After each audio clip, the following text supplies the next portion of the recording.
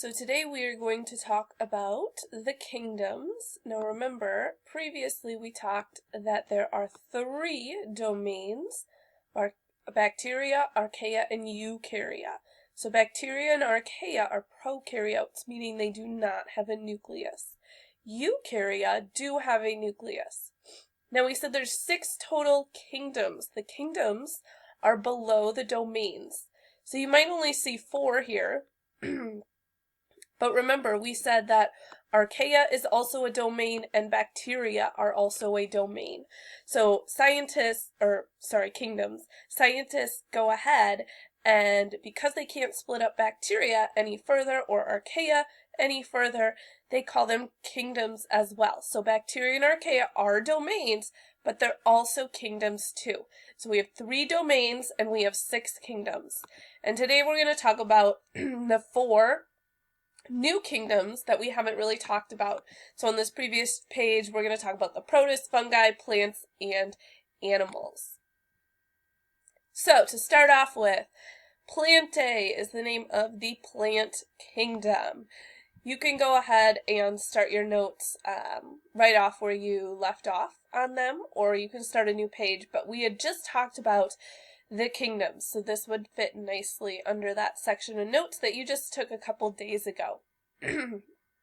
So, plants are autotrophs, meaning they make their own food.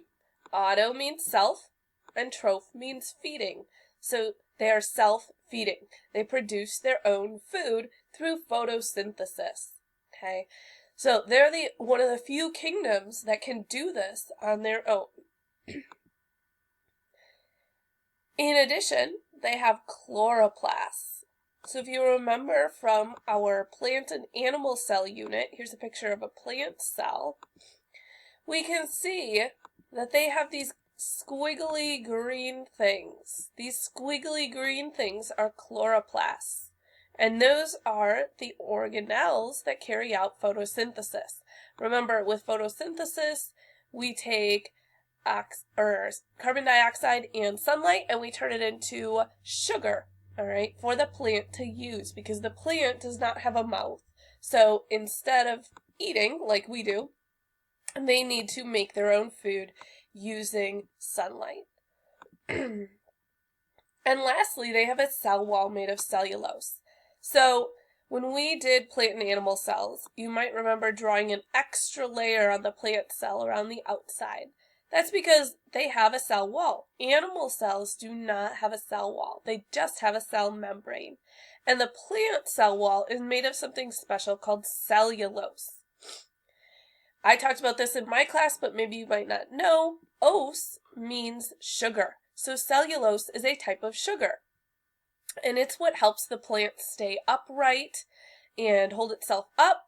And it's one of the reasons that plants don't need a skeleton, is because they have these really strong cell walls.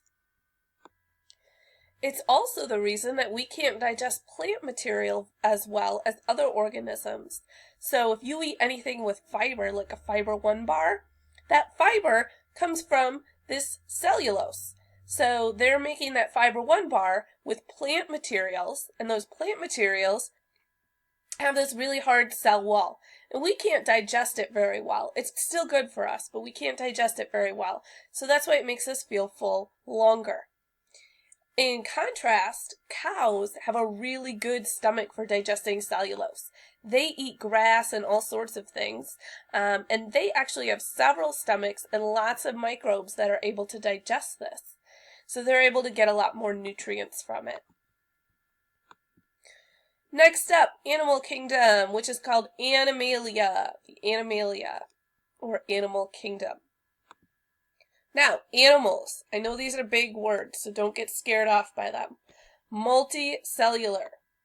What does that mean? It means they have many cells. Okay, if you forget this on a test or a quiz, just think, do I need a microscope to see an animal? If it's got a lot of cells, you're not going to need a microscope to see it, right? So, since I don't need a microscope to see an animal, well, it's got to be made of more than one cell. Things that are made of only one cell, like bacteria, we have to see them under a microscope. They are also heterotrophs. Heterotrophs are organisms that cannot make their own food. Instead, they have to eat other organisms. So they can't lay out in the sun and collect sunlight and make sugar. You guys can't do that. You guys are animals. Instead, they have to eat other things. Now, animal cells do not have cell walls. If you remember doing animal cells back at the beginning of the year, we just had one layer on the outside. That's a cell membrane. They did not have a cell wall like plants. So just a cell membrane on the outside. So when you're looking at an animal or an organism and you're trying to figure out which category of living things does it belong to, you can always look and see whether it has a cell wall or not, and that can give you a clue as to what type of organism it is. All right, next one. I did not animate these, so I'm just going to hide them. So, fungi. You guys have seen fungi, right? Mushrooms. Okay, don't think a crab is part of the fungi group. We'll talk about that in a minute. Crabs are not fungi. Those are animals.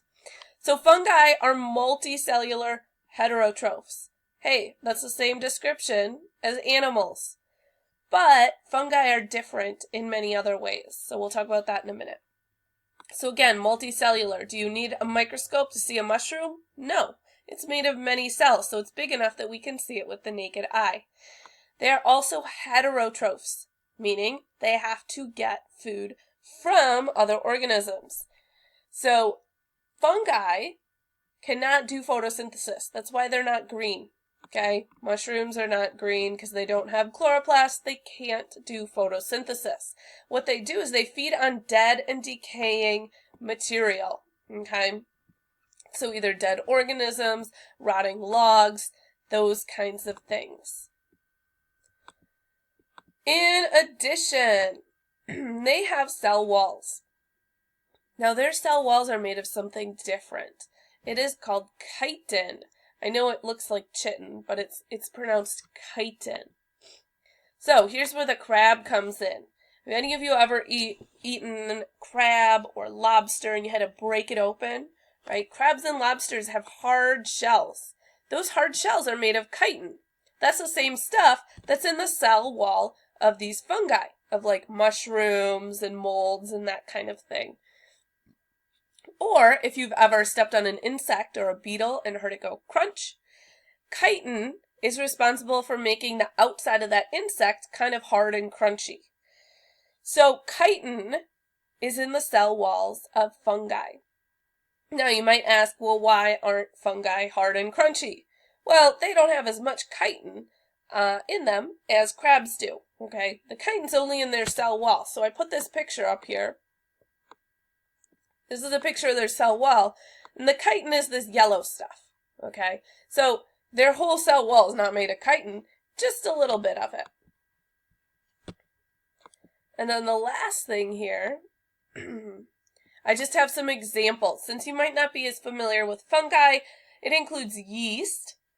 So yeast is the stuff that helps us make bread, beer, wine, mold, like the green fuzzy stuff that grows on your bread, and mushrooms. All right, so both mushrooms that are poisonous and mushrooms you can buy at the grocery store and eat. So these are all examples of fungi. Okay.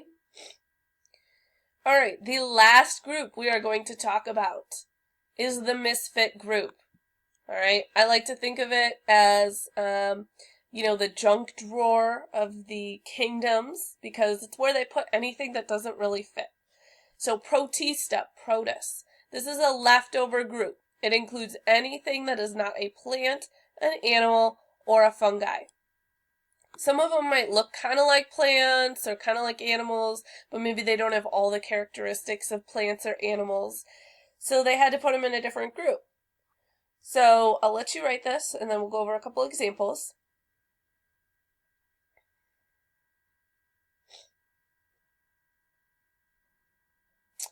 So, leftover group. Island of misfit toys, right? It's where all the misfits belong. So what are some examples? Slime mold. Okay, it's like a mold, so it kind of should be in the fungi group, but guess what? This mold can move. Molds don't normally move. Okay, so that's why they put in this group. Then we got all these guys. These guys are microscopic. They're kind of like bacteria or archaea, but they don't really fit in the bacteria or archaea group. Then we have these guys. They kind of look like plants, like algae is in the protist group, but they aren't exactly plants. So these are some of the examples of protists that, they're organisms that can't really fit in the other groups, so they just put them all in this group.